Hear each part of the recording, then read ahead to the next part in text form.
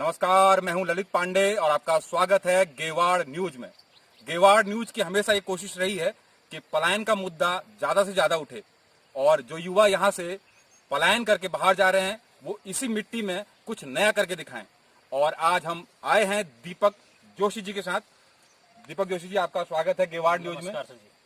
दीपक जी भी युवा हैं और बाहर नौकरी करते थे, लेकिन लॉकडाउन के दौरान घर आए तो उन्होंने दूध उत्पादन का काम शुरू किया और हम दीपक जी के महादेव दुग्ध उत्पादन केंद्र में खड़े हैं और दीपक जी से जानकारी लेंगे आगे। दीपक जी, आपका बहुत बहुत स्वागत है।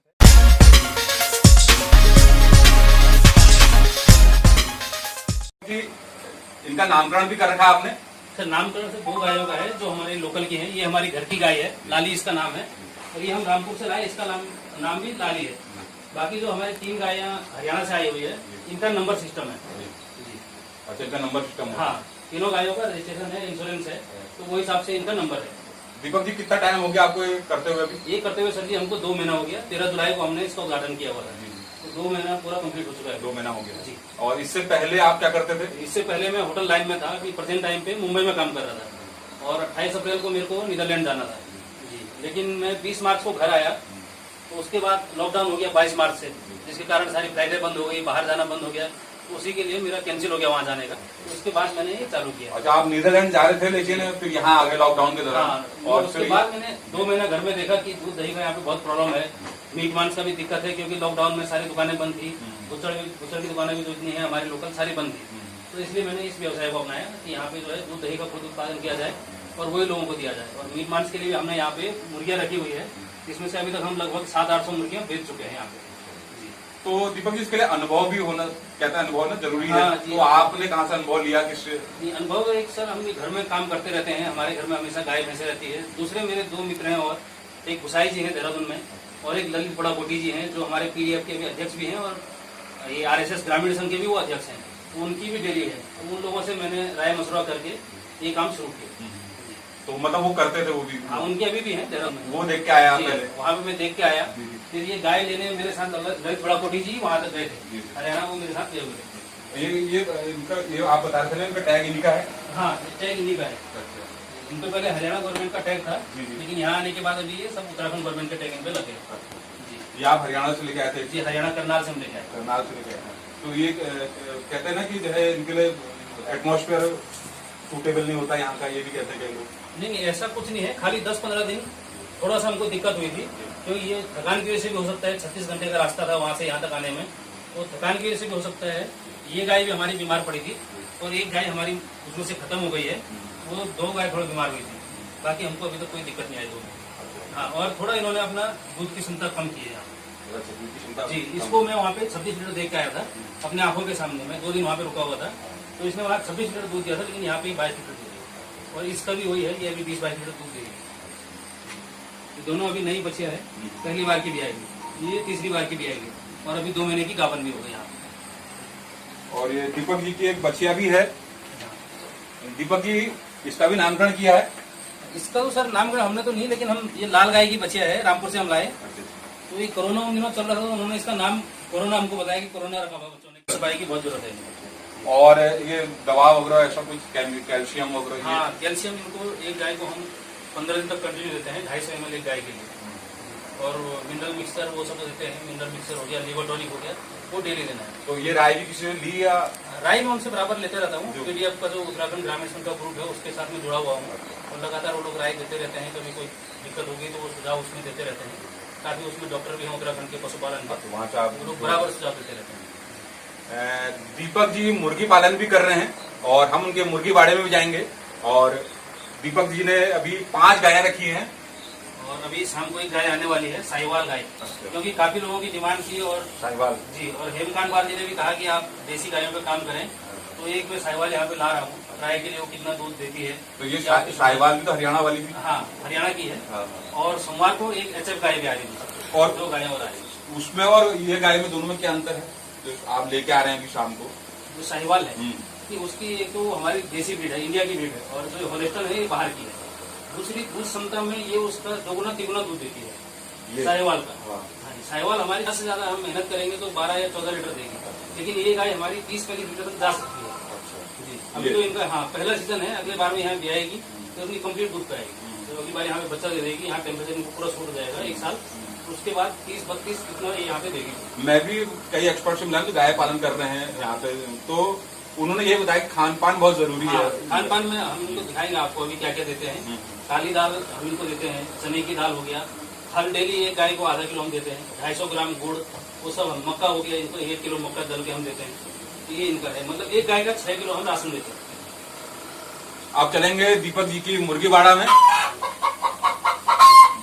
कुवैत में रहा। हाँ, ये मुर्गी पालन भी जो है, तो ये कैसे गाय के साथ इसको कैसे प्रयोग किया सर? जी सर, एक तो वही मैं आपको जो मैंने पहले भी बताया कि यहाँ पे जिस समय मैं आया तो अभी होटल लाइन में जो लोग काम करते हैं या आर्मी में हैं, तो आपने अक्सर देखा होगा कि उनको मीट मांस हफ्ते में 1 दिन कम से कम चाहिए। तो हमारा भी वही था। तो मैंने यहाँ पे आके देखा तो मार्केट में दुकानें बिल्कुल बंद थी, कहीं से मिल नहीं रहा था। अगर हम ला रहे थे तो ये मुर्गा हमको 1000-1200 का उस टाइम पे पड़ रहा था। तो वही सोच के मैंने किया कि अगर ये रहेगा तो हम भी प्रेजेंट टाइम पे तो मुर्गी अंडा दे रही है, हम 600 का यहाँ पे बेच रहे हैं, और तो मुर्गा हमारा 3-3.5 किलो का 1200 के हिसाब से हम दे रहे हैं, जो कि काफी रिजनेबल रेट यहाँ पे है। आपने पहले मार्केट का सर्वे किया कि इसकी जरूरत है करके? हाँ, उसी हिसाब से। और अभी तक हम यहाँ से कम 700 मुर्गियाँ बेच चुके हैं 2 महीने के अंदर। 700 मुर्गियाँ बेच चुके हैं अभी तक? हाँ जी। अभी कितनी है सर प्रेजेंट में? अभी 80 मुर्गियाँ बची हुई है हमारे पास। 80। हाँ। तो ये बच्चे ही लेके आते हैं या? बच्चे लेके आते हैं हम, यहाँ पे है, ये आपके सामने छोटे छोटे इस साइज के बच्चे हमारे पास आते हैं, उसके बाद हम यहाँ पे बड़े करके बेचते हैं। ये सर कहाँ से लाते हैं? ये काशीपुर से आते हैं पूरा माल। काशीपुर से आता है। हाँ। दीपक जी, ये भी कहते हैं ना कि बच्चे बहुत नुकसान मतलब उनको हो जाता है लाने में, या वो मर जाती हैं? नहीं, ऐसा है, कैजुअलिटी होती है, क्योंकि 700 में से 100 मुर्गियाँ हमारी मरी थी। 700 में 100 मरी थी? 100 मरी थी। लेकिन अगर जो हम बड़े हो रहे तो ये लोग कवर कर लेते हैं। अच्छा। हाँ, कैजुअलिटी होती है। ये है यहाँ पे हमने, ये उत्तरा नस्ल की पंतनगर की मुर्गियाँ हैं जो भी बच्चे बनाने के लिए बैठी हुई है। हाँ जी। कौन सी नस्ल है सर ये? उत्तरा नस्ल। उत्तरा? हाँ जी। अच्छा अच्छा। एक सर वो कड़कनाथ भी चल रहा है? हाँ, कड़कनाथ भी है हमारे, इसके साथ की बाहर होगी। ये कड़कनाथ वाला काला वाला? हाँ जी। अच्छा, तो दोनों में क्या अंतर है? कड़कनाथ की आजकल बहुत मांग है। हाँ सर, ये मध्य प्रदेश का प्राणी है, छत्तीसगढ़। हाँ, छत्तीसगढ़ मध्य प्रदेश में पाया जाता है। और दूसरा कहते हैं कि इसके अंडे से और मीट से जो हमारा बीपी है, शुगर है, जो बीमारियों को ये कंट्रोल करता है काफी ज्यादा। तो इसकी भी मांग है, यहाँ पे लोग ले जा रहे हैं इसे? हाँ सर, इसको भी ले जा रहे हैं। अच्छा जी। दीपक जी का गांव दरअसल ऊपर है भनोटिया में, लेकिन उनकी यहाँ जमीन खाली पड़ी थी, तो उन्होंने इसे डेवलप किया और गाय पालन के साथ मधुमक्खी कहते हैं मुर्गी पालन भी कर रहे हैं। और दीपक जी, आगे की क्या योजना है? आगे की सर, ये जमीन मैं धन्यवाद करना चाहूँगा। सबसे पहले हमारे भाई साहब है कृष्णानंद जोशी और माधवानंद जोशी, ये आधी जमीन उनकी है। अच्छा। तो उन्होंने ये जमीन मुझे काम करने के लिए दी। आज धन्यवाद करूंगा, आभारी रहूंगा कि उन्होंने मुझे यहाँ पे जमीन दी। दूसरे में ये इस साइड को अभी मछली पालन का सर्वे हो चुका है। मछली पालन? जी, मत्स्य पालन का उन्होंने सर्वे कर दिया है। आने वाले टाइम पे हम यहाँ पे एक मच्छी का तालाब बनाना चाहते हैं। तालाब बनाएंगे जी। अच्छा। और 2021 तक मेरा टारगेट है कि यहाँ पे कम से कम 20 गायें रहे। अच्छा। तो अब नौकरी में लौटने का मन नहीं है? नहीं, लौटने का मन भी नहीं है। और मैं अपने उत्तराखंड के और लोगों को भी कहूँगा, यहाँ पे बहुत ज़्यादा रोजगार है। कुछ ना कुछ करके आदमी, जो हम दूसरे की नौकरी करते हैं, यहाँ पे उतना पैसा आराम से कमा सकते हैं। वो लोग भी आए यहाँ पे कुछ ना कुछ करें।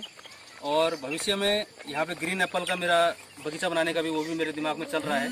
ज़मीन हमारे पास है, लेकिन यहाँ पे लेबर का बहुत दिक्कत है, क्योंकि शुरू में मैं एक लेबर लाया था, उसके घर में कुछ कैजुअलिटी हो गई थी, वो वापस चला गया। उसके बाद मैंने लोकल के लोग रखे, तो एक हफ्ता उन्होंने काम किया, उसके बाद चले गए। फिर अभी ये भाई मैंने बरेली से मंगाया।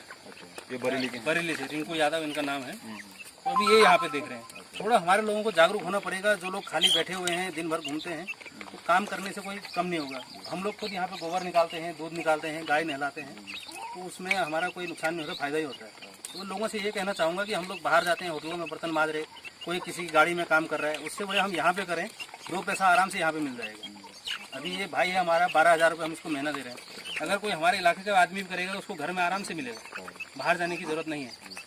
वही मैं यहाँ के लोगों से कहना चाहूँगा कि थोड़ा अपने क्षेत्र में ही काम करे तो बहुत अच्छा है। तो घर वालों का कुछ विरोध हुआ, क्योंकि लोग चाहते हैं कि बेटा नौकरी करे और बाहर रहे? शुरू में उनको डर था, क्योंकि मैंने यहाँ पे 15 लाख रुपए इन्वेस्ट किया हुआ है। जी जी। तो वो यही सोच रहे थे पैसा डूबे ना, चलेगा नहीं चलेगा। और नौकरी भी मेरी अच्छी थी, इंडिया में 60,000 रुपये मेरी पेमेंट थी, और अभी 1,80,000 रुपये में बाहर जा रहा था।